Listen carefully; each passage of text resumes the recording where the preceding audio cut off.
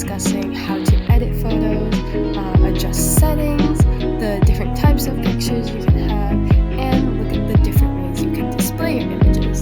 Then we will look at artificial intelligence, do a short lesson, and play a little game to see if you can distinguish between AI and reality. Now, in drawing to photos, it is clear that photos have evolved over time. Cameras have sort of shifted to smartphones, which make it easier to capture everyday moments. Smartphones and technology allow you to edit and take photos all on the same app and device. And now you can download and print your pictures at any store or even any printer that you have nearby. Pictures on your phones can be sent to friends through messages and are really easy to share these days. Now we're going to talk about how to edit your photos. First, you will have to enter the Photos app and choose a picture that you would like to edit. When you select a picture, it should enlarge and you will see the edit option at the top right corner. When you press this, it should take you to a screen that looks like what you see on the right. Here you will see that you can change the picture size by cropping it, lighting by changing things such as exposure, you can add filters, and most of all, you can draw on your pictures. Now there are a few buttons that pop up when you press edit photo. The first one we will look at is the adjust button, which sort of looks like a timer. Here you can adjust the exposure, which allows you to make pictures brighter or lighter. In other words, they look more lively and vivid. But if you would like to go the other way, you can make your images darker by reducing exposure. The second button that I would like to point out is the filters button, which is in the middle. This allows you to change the appearance of the picture, which can add a tint to it, make it brighter, darker, black and white. By swiping through these filters, you can see different ways your image can be portrayed. Now the third option is the crop your photo option. This allows you to cut out any unnecessary things and zoom into the picture to make or to highlight a specific part of it. Now when taking a photo, you can easily just press the white button at the bottom of the screen when you are in the Cameras app. But the Cameras app also has some small buttons that you can use and adjust before you take a photo to enhance the photo later when it saves in the Photos app. To start, the first image or the first icon we can look at is the live icon, which pops up at the top right corner, which you can turn on and off. The live icon, when on, records what you're taking a picture of for around 1.5 seconds, meaning that later when it saves in the Photos app, you can hold press on it to see your picture move for that 1.5 seconds, in a way capturing a short video. Now in the top left corner, sort of a half moon with some horizontal lines, you can see an auto timer. For an auto timer, usually the max is 1 second, and it just captures the picture with more depth.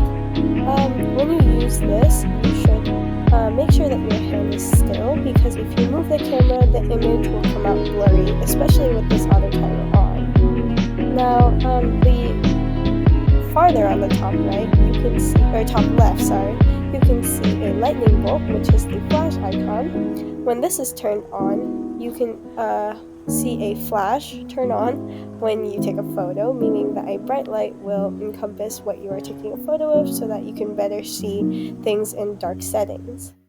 Now, at the bottom of your screen, you can see numbers, which indicate the angle or range of the lens. So, 0.5 means it is its field of view is zoomed out. 1 times is normal, 2 is zoomed in, and 3 is even more zoomed in. A trend these days are to take pictures at 0.5. Now there are also more options you can see to adjust your photos by pressing this downward arrow that pops up in the camera app. When you press this, options pull up at the bottom, and we will start with the lightning bolt. This is the flash button. It's another area where you can see it. You can turn it on and off, and leave it on auto, so your camera can turn it on and off by itself when it figures out it is in a dark area. The half moon with horizontal lines is also here, which makes a timer that is usually max 5 seconds, but it can capture still shot pictures. The circle with another circle around it is the live, which you can turn on and off, or you can leave it automatic so it can turn on and off by itself if needed. The plus sign with a minus under it is the exposure, which you can reduce or increase while you are taking a photo instead of after. The clock is the timer where you can put a certain amount of time before the picture is taken, so you can take more time to get ready, such as 3 seconds or 10 seconds. The lined up squares is the contrast, which makes it more warm or more cool tone, depending on which is your preference. These circles is the filter option, where you can apply different filters, which applies different tints, like before you go to edit it, so you can take a picture with a filter on instead of the natural lighting. And then the 16:9 icon is the size of your photo. If you want to take a picture of a square, it would show 4:30. Now here we are showcasing 4 different types of pictures. The first one is a screenshot, which allows you to capture the image that you are seeing on your phone at the moment. For some phones that do not have a home button, you have to press the top volume button and the power button at the same time in order to do a screenshot.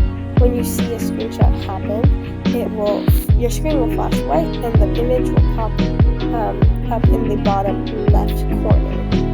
The next photo we're looking at is live photos, which move when you hold press, and it just shows you 1.5 seconds of the moment instead of like an actual video. The third option is a portrait, which allows you to take more professional looking photos. It takes images in better depth and creates this professional look if you are looking to create a profile picture or just want to capture a moment with more detail. Now the fourth cool option is a panorama, which allows you to pan through a room and take an image of a wider range. This does require you to have a steady hand, as moving the camera up and down will mess with what you are capturing and could skew what you are trying to capture. Now we'll move on to the different ways to showcase photos, such as through photo albums, memory videos, and photo widgets. We're going to start with the photo albums, which are good for organizing photos and videos in your Photos app. First, you're going to press the select button at the top right corner of your library screen. If you look at the bottom left, I am on the library screen, that is why it is blue. Then this select button will allow you to tap all of the photos that you want in your album. Photos that you have selected will have a blue check mark. Once you have selected all of the photos that you want in your album, you are going to press the upload button that you see in the bottom left corner. This will appear after you press the select button. After you press the upload button, you will scroll down from the screen that it provides you and press the Add to Album button. After pressing the Add Album button, you will see a new screen pop up. At the top, you'll see the option to create a new album, and at the bottom, you will see your already existing albums. Because we have selected new images and we want to make a new album, we will be selecting the new album option. When you press this box, an option will pull up to name your album. Here you have the ability to name it whatever you would like. In this case, I chose to name it Scenery. After pressing save, this album will move to a different folder in your Photos app. At the bottom of your app, you can see Library, For You, and Albums. When you click Albums, you'll be able to see the new album that you created with all of your pictures.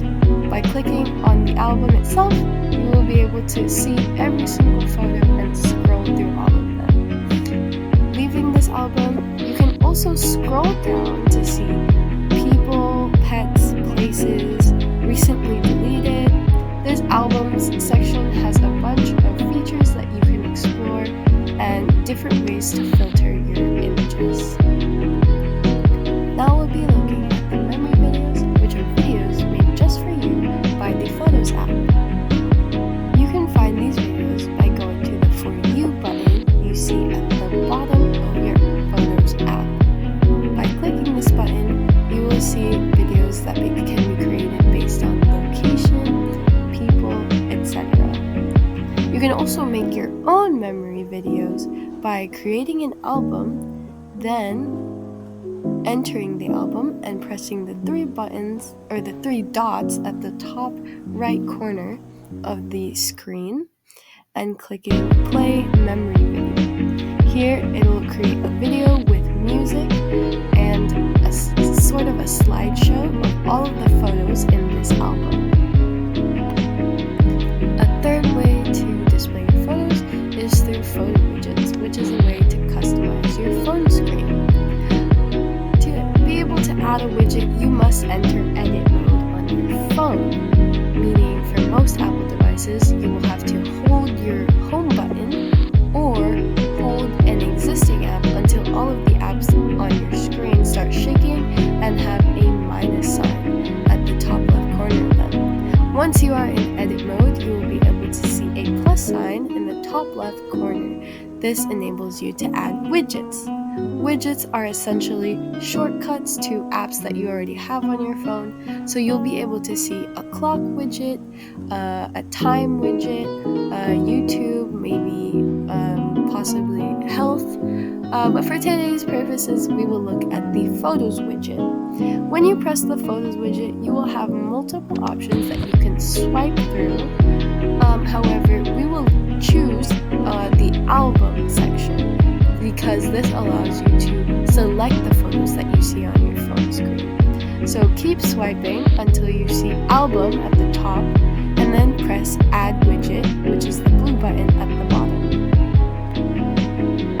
So when you create a widget, your phone will automatically add a random album so that you will see photos. But if you would like to change it to a more specific album, or if you have created an album that you would like to see on your home screen, then you can long press the widget until you see options. The last option is to edit widget. This allows you to change the album that is being displayed. So when you press edit widget, you will see the album title that you are seeing. In this case, I have favorites up right now. So when I press the blue text, it'll show me all of my albums in my Photos app, and I will click the one that I would like to see, and I click the one that I just made, which was scenery. So after clicking scenery, it switches my album from favorites to scenery. So I will see all of the photos that I have selected, and it'll be an album that I would like to see. I'll be looking at artificial intelligence and how it is used today. So, what is artificial intelligence? Artificial intelligence is technology that allows computers to simulate human intelligence and problem-solving capabilities. It is used to enhance photos, provide answers, and replicate voices through AI. Now, AI has many dangers, namely privacy concerns, biased programming, issues with AI and AI voice replication, and a growing dependence on AI in general. Now to start, with privacy concerns, how exactly does AI work? Well, in order for AI to act like a human, programmers must gather a bunch of human data and input it into a computer in order for it to simulate this information could be personal, and it could kind of take information from you in order to create a personalized experience, which may be a privacy concern for many people as they input their data into this wide algorithm or big computer that will save the data and use it for future reference. The issue with biased programming is the idea that we need to question who creates this program and what data goes into creating these programs. If one type of person creates a program, only their perspective is proliferated or highlighted through the program. In addition, if data is skewed and input into the computer is able to create more and more skewed data because it only knows the information as fact.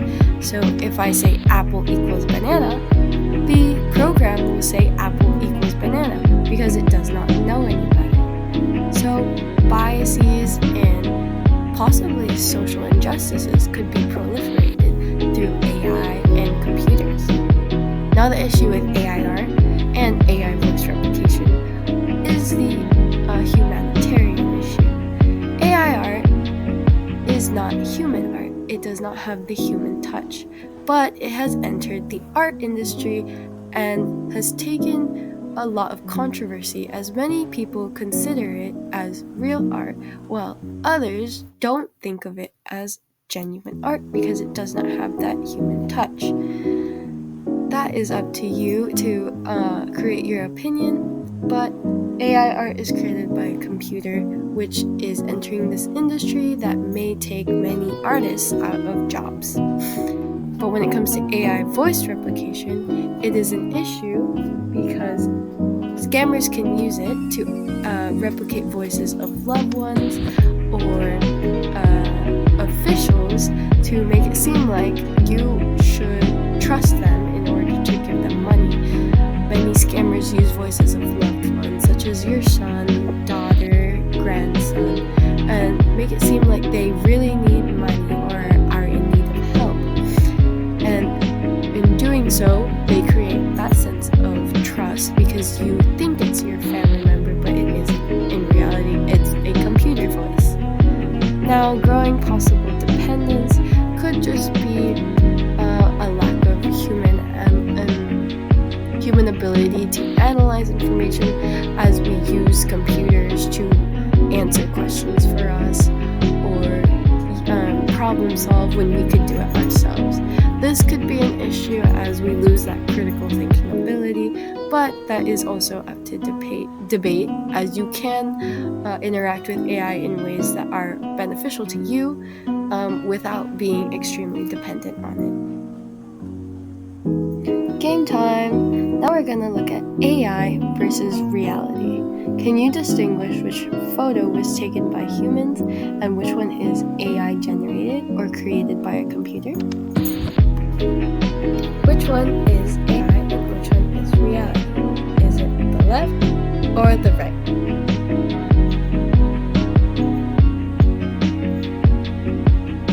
If you chose the photo on the right, you would be correct. The one on the left is AI generated. Which one of these apples is real? Is it the left or the right? If you answered the right, you would be correct. Which cat is a real cat and which one is created by a computer? Is it the left cat or the right cat?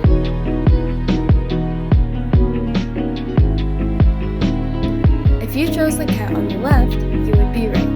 The cat on the right is AI generated. Which of these hands is real? The left or the right? If you answered the left, you would be correct. Which image is real? Is it the lantern on the left or the lantern on the right?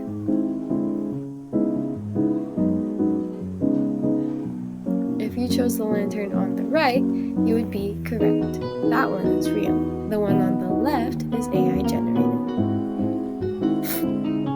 Which of these women are real? Is it the woman on the left or the woman on the right? If you said the woman on the left, you would be correct. The woman on the right is AI generated. Which of these flowers are real? Are they the white ones on the left or the roses on the right?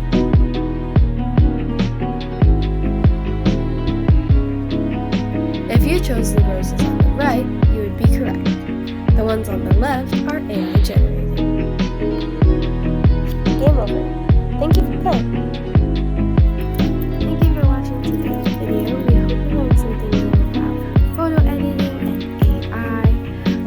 If you would like to be notified the next time we upload, be sure to like the video and subscribe and turn on the notification bell so that the next time we upload, you will receive a notification. Once again, thank you for listening, and we hope to see you next time.